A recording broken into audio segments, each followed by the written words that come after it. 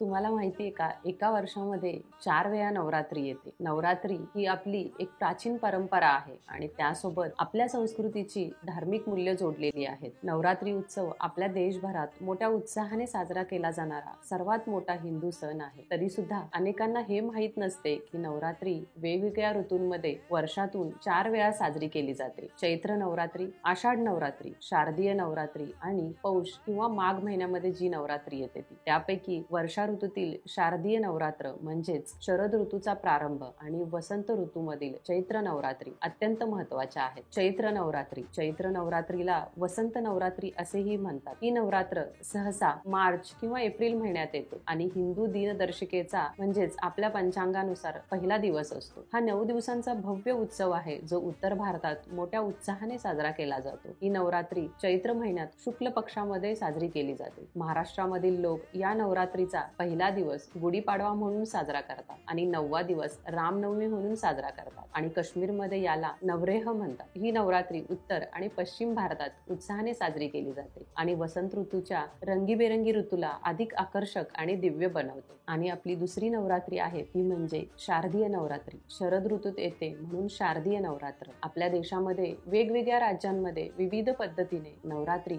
मोठ्या उत्साहाने साजरी केली जाते. ही सर्वात लोकप्रिय आणि महत्त्वपूर्ण नवरात्री आहे ज्याला महानवरात्री असे देखील म्हणतात. हा सण सप्टेंबर किंवा ऑक्टोबर मध्ये हिवाळ्याच्या सुरुवातीला अश्विन महिन्यात साजरा केला जातो. नवरात्रीतील 9 दिवसांच्या काळात दुर्गा देवी तेजतत्वाच्या आधारे आपल्या 9 प्रमुख शास्त्रांसहित ब्रह्मांडात विहार करते असा समज आहे. आदिशक्तीचे हे दर दिवशी नव्या रूपासहित भ्रमण करणे म्हणजेच दर दिवशी चढत्या क्रमाने सप्त पाताळातून पृथ्वीवर येणाऱ्या त्रासदायक लहरींचे समूळ उच्चाटन करणे अशी समजूत आहे. शारदीय नवरात्री म्हणजे देवी मातेच्या शक्तीच्या 9 रूपांना समर्पित आहे. दुर्गा, भद्रकाली, जगदंबा, अन्नपूर्णा, सर्वमंगला, भैरवी, चंडिका, ललिता, भवानी आणि मुकांबिका. देवी सर्वव्यापी वैश्विक ऊर्जेचे प्रतिनिधित्व करते. संपूर्ण सृष्टी या ऊर्जेने व्यापलेली असते. देवी पूजा ही संपूर्ण सृष्टीप्रती आदर दर्शविणारी विस्तारित चेतनेची एक अभिव्यक्ती आहे. नवरात्रीच्या 9 दिवसांमध्ये आपण जी पूजा करतो ती देवीचा सन्मान करण्याची आणि देवी मातेबद्दल कृतज्ञता व्यक्त करण्याची एक पद्धत आहे. नवरात्री म्हणजे देवी दुर्गेने महिषासुराचा वध केला तो प्रसंग आणि 10वा दिवस विजयादशमी म्हणून साजरा केला जातो. ज्या दिवशी श्रीरामाने रावणाशी युद्ध जिंकले आणि सीता मातेला पुन्हा प्राप्त केले. भारताच्या दक्षिण भागात या उत्सवामध्ये देवी लक्ष्मी आणि देवी सरस्वती यांच्या पूजांचा देखील समावेश केला जातो. या 9 दिवसांमध्ये विशेष होम आयोजित केले जातात, अभिषेक केले जातात आणि खूप लोक उपवास, ध्यान करतात. देवीच्या 9 रूपांची उपासना करून साजरे करतात.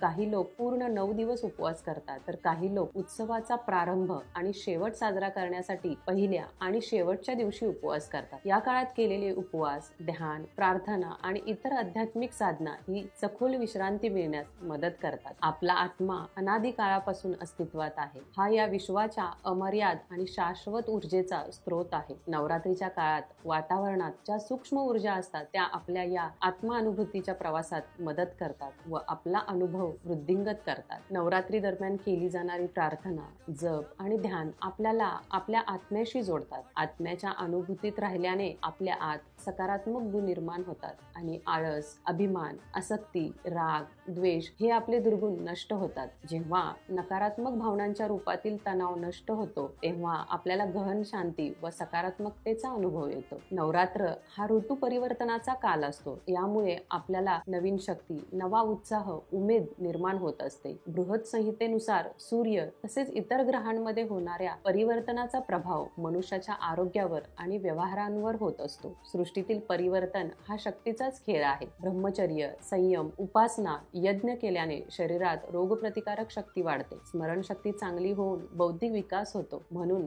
नवरात्र हा शारीरिक व आत्मिक शुद्धतेचा काल आहे असे मानले जाते. सर्व देवांच्या ठिकाणी असलेल्या शक्तींचे दैवतीकरण होऊन त्या शक्तिरूप मूर्तीला देवी असे नाव मिळाले आणि शाक्त संप्रदायी लोकांनी तिला सर्वश्रेष्ठ देवता, आदिमाया किंवा जगदंबा म्हणून गौरविले. देवीची उग्र व सौम्य अशी 2 रूपे पाहायला मिळतात. उमा, गौरी, पार्वती, जगदंबा, भवानी ही देवीच्या सौम्य रूपाची नावे असून दुर्गा, काली, चंडी, भैरवी, चामुंडा ही देवीची उग्र रूपे आहेत. शक्तीची 3 रूपे आहेत.